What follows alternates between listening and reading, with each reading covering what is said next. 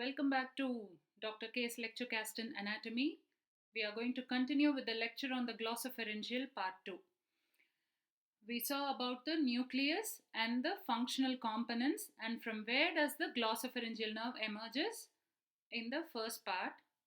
I just want to recollect one important thing here. The last four cranial nerves and its relations with the internal jugular vein, internal carotid artery and the external carotid artery. Glossopharyngeal nerve has two ganglions like the vagus, superior ganglion, and the one we are seeing here is the inferior ganglion.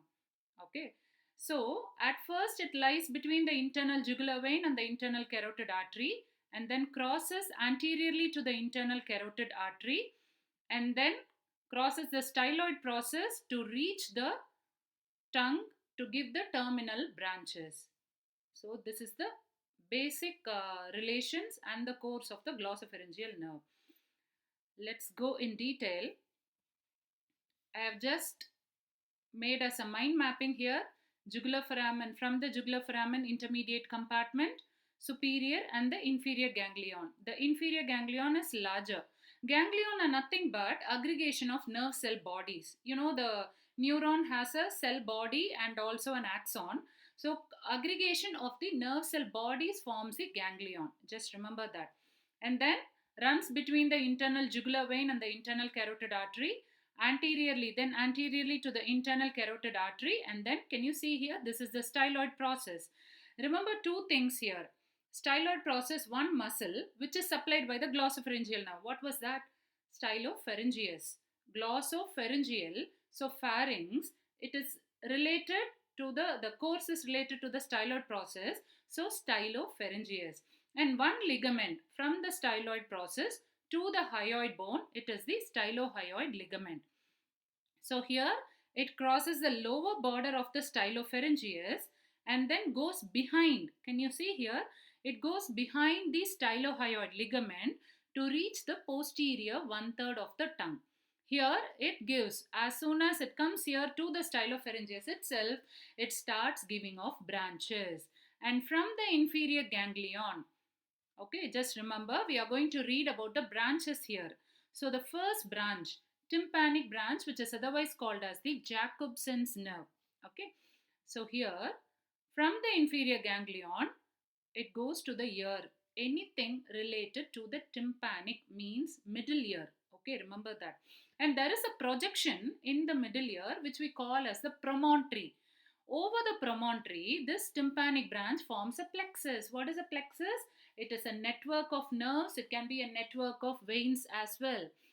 So here, tympanic plexus.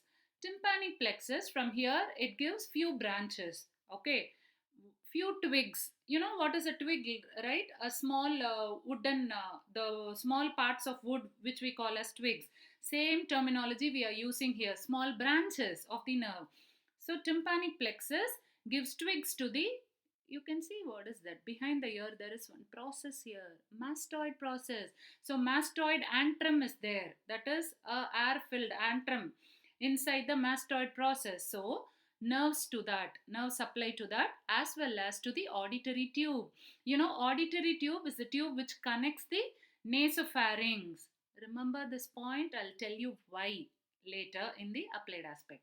So auditory tube connects or communicates between the middle ear and the nasopharynx. Remember that. Okay. One another nerve, lesser petrosal nerve is given here. Okay. So two branch, few twigs to the mastoid antrum cells and the auditory tube, and one branch the lesser petrosal nerve, which goes and relays in the otic ganglion, and postganglionic fibers reaches the parotid gland via the auriculotemporal nerve. In my channel, you can see a comparative lecture on the ganglia of head and neck. So in that, you can trace out the pathway for otic ganglion. So it reaches the parotid gland. And the next branch, can you see here, carotid sinus and the carotid body? They are the chemoreceptors and the baroreceptors. That is, the chemical changes happening during respiration and the blood pressure changes happening during the heartbeat. So it has to regulate the heart as well as the respiration. the chemical changes. So for that also, the receptors, the afferent fibers are taken via the sinus branch of the glossopharyngeal nerve. We saw tympanic branch, we saw sinus branch, and then comes here at the lower border when it goes to the stylopharyngeus, whenever it's like, you pass through the toll gate, you have to pay to enter. Same way, the glossopharyngeal nerve has to supply the stylopharyngeus. It also gives one branch, forms a network, forms deals. So it gives one pharyngeal branch to form pharyngeal plexus. So we saw tympanic plexus, we are watching pharyngeal plexus, which is formed over the middle constrictor. So two branches here, one to the stylopharyngeus and one to the pharynx. It forms a deal, pharyngeal plexus. And then finally it goes behind the stylohyoid ligament to give terminal branches, posterior one third of the tongue. It has an afferent as well as an efferent. Afferent is taste sensation, so special visceral afferent from the posterior one third of the tongue, including the circumvallate papilla, and then to the tonsil, and above the tonsil it also gives few twigs to the soft palate. So these branches, anything with the term lingual is tongue, anything with the term for us glossal is also related to the tongue. So it gives lingual branches, tonsillar branches. So a quick review: 6 branches of the glossopharyngeal nerve: tympanic branch, sinus branch, stylopharyngeus, the only motor branch, okay, stylopharyngeus, pharyngeal branch forming pharyngeal plexus, lingual branches supplying the posterior one third of the tongue, tonsillar branches supplying the tonsil, the palatoglossal palatopharyngeal arches here, and then the soft palate. These are the branches and area of distribution of the glossopharyngeal nerve. So mind mapping, it is very easy. One of my teacher who taught me this. So this is the mind mapping which I use in MacBook. Okay, so branches of distribution. Okay, this is the, I'll just show you in my mind maps itself. So can you see here, glossopharyngeal nerve? Yes. Okay. So branches of distribution. Okay, when you see here, tympanic branch, carotid nerve, pharyngeal branch, and areas of supply. And then next one, the last 3, nerve to the stylopharyngeus, which is the only motor branch, lingual branches, and the tonsillar branches. So let's get back. These are the branches. You can take a pause here, and the same branches you can just put as a flow chart. Okay, if in case you don't remember the diagram, or you can relate the diagram to the branches. Now how will you test the nerve? Okay, say for example, whenever we know the functions of the nerve, that area we test. Mostly the lesions of the glossopharyngeal nerve are always involved with the vagus nerve.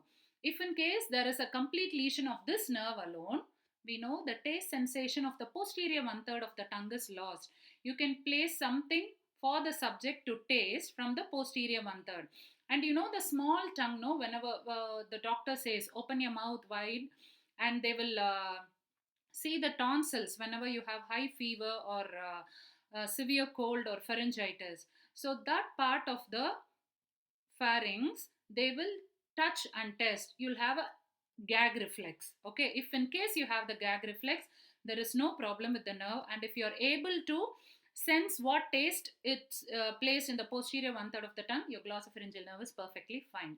If not, you should check for the glossopharyngeal nerve lesion. So as usual, please take my lecture as a quick review for specific topics, and this is not a guide for any surgical procedures or any treatment.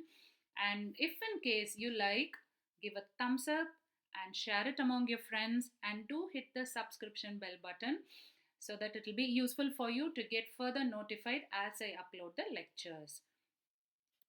We'll have one more lecture class with a perfect tracing of the glossopharyngeal nerve, how to draw it and how to draw the branches. Mostly as anatomists, it's better you draw and learn the branches or any structures in anatomy that will help you to know the area of distribution and everything in an easier way. So I'll put a separate lecture of how to draw and how do we trace the functional components in my next upload. Have a good day and take care. Stay safe.